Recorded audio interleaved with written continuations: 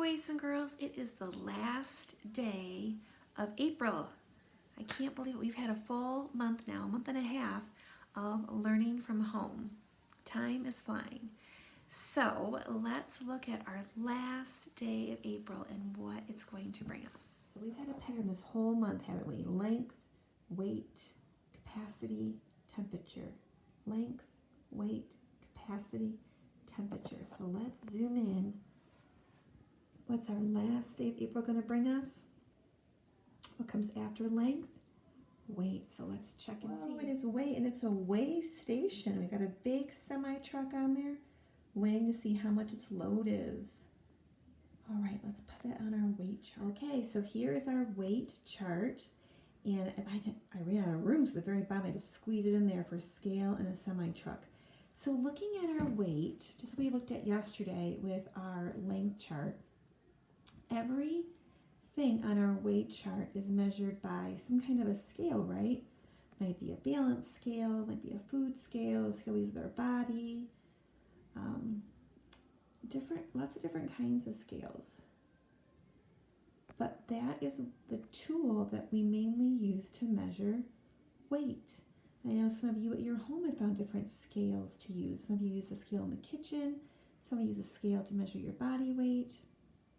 Let's look at our other charts and what tools were consistent through the whole chart. So here with our capacity chart, we had measuring spoons, measuring cups, different kinds of measuring cups, water bottles. I feel like for capacity, there were lots of different tools that we could use to measure how much something could hold, right? For cooking, I feel like we have all these measuring spoons, measuring cups, but then in different things, like a 2 liter of pop down here, a water bottle, having those numbers up the sides. So I feel like for capacity, we saw some different kinds of things that you could use to measure. Here on our temperature chart, I was noticing, and I wonder if you did too, that every tool that was used to measure temperature was a thermometer. There were different kinds of thermometers, like we had digital thermometers, we had circle ones that had arrows going around, we had ones that were down here that went up. So we had all different kinds of thermometers, but they still are thermometers to measure our temperature. So hopefully after studying all of these different tools this month, you can think to yourself, when you need to measure the length of something, oh, I know, I'll get a ruler. Or the weight of something, oh, I know, I'll get a scale.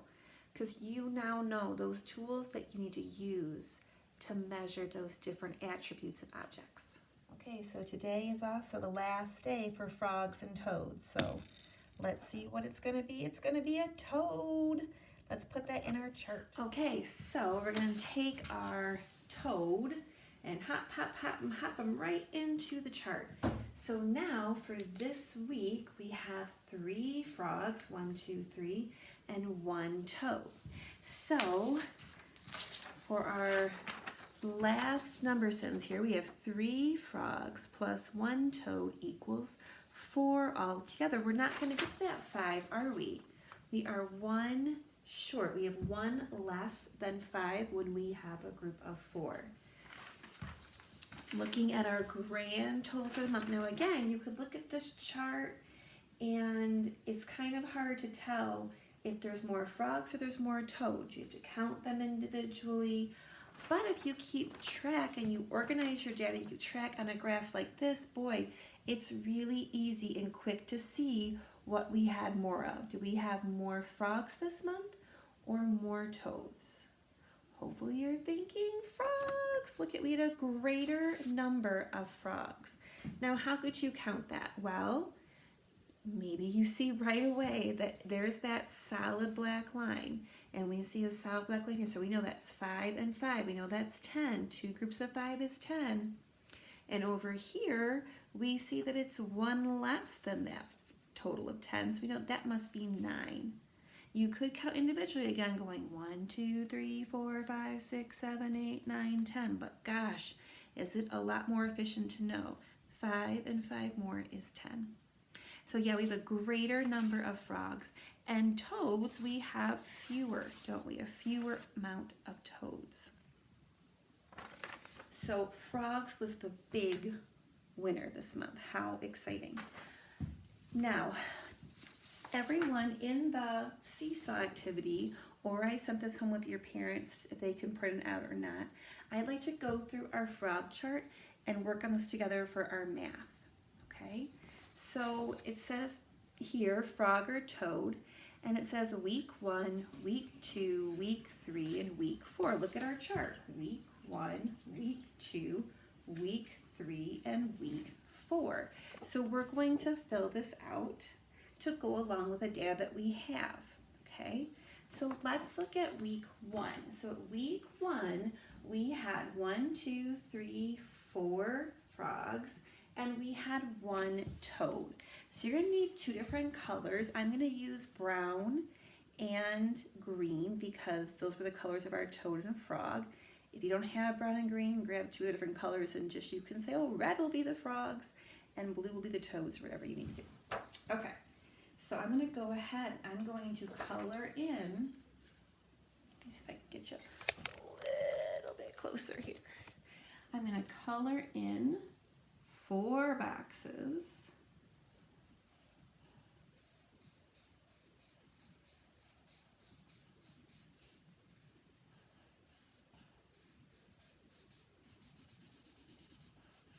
That's 2.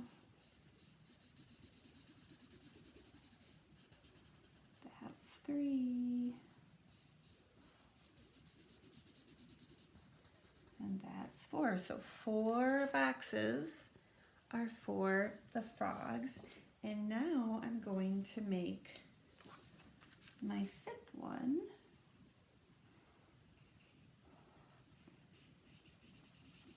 Right, we had 1 toad. And then what you want to do on the line underneath this, I want you to write a number sentence to match what we had for the week. So I'm even going to pull my colors back in just for fun. I'm going to write the number of frogs we had in green. So 4 plus, how many toads did we have? 1. So I'm going to write the 1 next. So 4 plus 1 equals a total of 5, right? 4 plus 1 equals 5.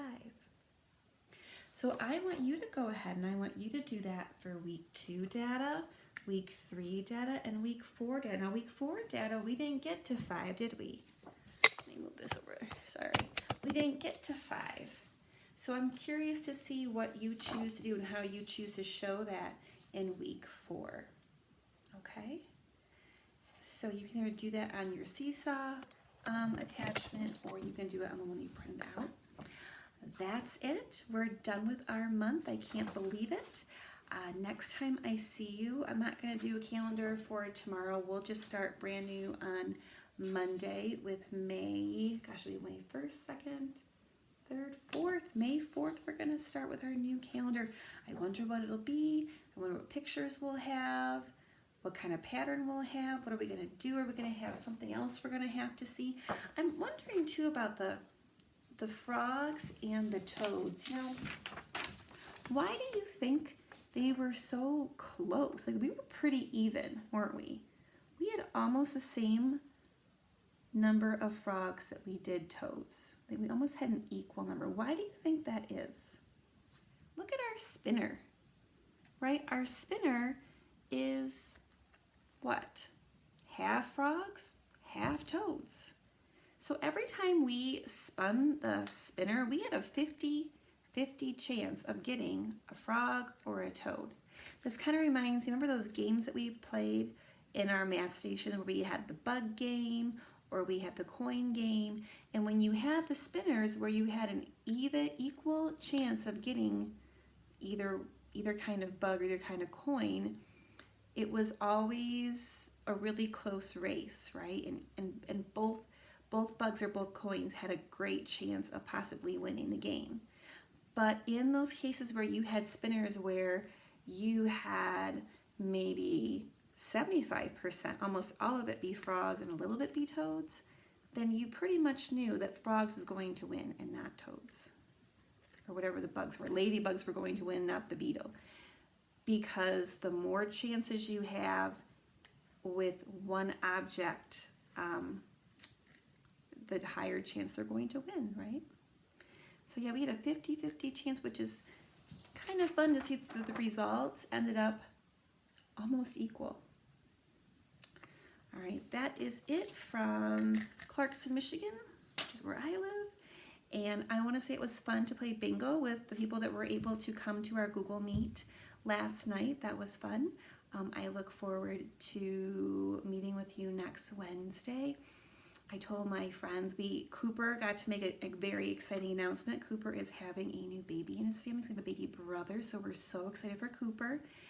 The Perlin family, we're getting a puppy this weekend. On Saturday, we're getting a little boy puppy, and we're going to name him Breslin, and we are super excited. So I might look really tired on Monday because I don't know how much sleep I'm going to get with a new puppy in the house, but you'll get to meet him next week, and he'll come to the Google Meet on Wednesday.